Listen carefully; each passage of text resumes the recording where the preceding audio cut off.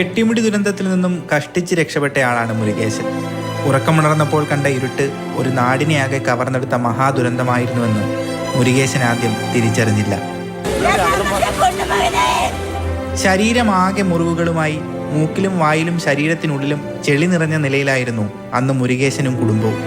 പക്ഷേ അരികിലെത്തിയ മരണം അന്ന് ആ കുടുംബത്തെ തൊട്ടില്ല.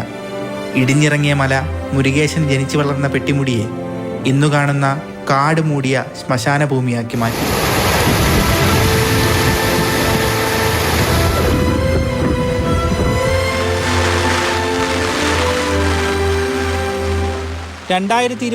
ഓഗസ്റ്റ് 6 ഇതുപോലെ മഴ കനത്തു പെയ്യുകയായിരുന്നു. പക്ഷേ പെയ്തിറങ്ങുന്നത് മരണമാണെന്ന് പെട്ടിമുടിക്കാർ അറിഞ്ഞിരുന്നില്ല. എൻ്റെ ജീവിതത്തിൽ സമ്പാദിച്ചത് എല്ലാം മൊത്തം പോയി. എൻ്റെ അടുത്ത് പൈസ ഉണ്ടായിരുന്നു, സ്വർണ്ണം ഉണ്ടായിരുന്നു, വീട്ടിന് വേണ്ട അത്യാവശ്യ സാധനം എല്ലാം ഉണ്ടായിരുന്നു, എൻ്റെ അടുത്തുള്ള ടവേര കാറും ഉണ്ടായിരുന്നു, എല്ലാം മൊത്തം പോയി. മരിച്ചവരുടെ ബന്ധുക്കൾക്ക് കേരള സർക്കാർ 5 ലക്ഷവും മരിച്ച തമിഴ്നാട് സ്വദേശികളുടെ ബന്ധുക്കൾക്ക് തമിഴ്നാട് സർക്കാർ 3 ലക്ഷവും കാലതാമസമില്ലാതെ തന്നെ വിതരണം ചെയ്തു. പക്ഷേ കേന്ദ്ര സർക്കാർ പ്രഖ്യാപിച്ച 2 ലക്ഷം രൂപ പെട്ടിമുടി ദുരന്തം കഴിഞ്ഞ് 4 വർഷം പിന്നിട്ടിട്ടും ആർക്കും കിട്ടിയില്ല.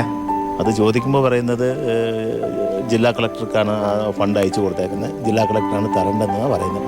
പക്ഷേ ഇതുവരെയായിട്ടത് ഒരു അറിയിപ്പ് പോലും നമ്മുടെ ജില്ലാ കളക്ടറിൻ്റെ ഭാഗത്തുനിന്ന് നമുക്ക് ഉണ്ടായിട്ടില്ല.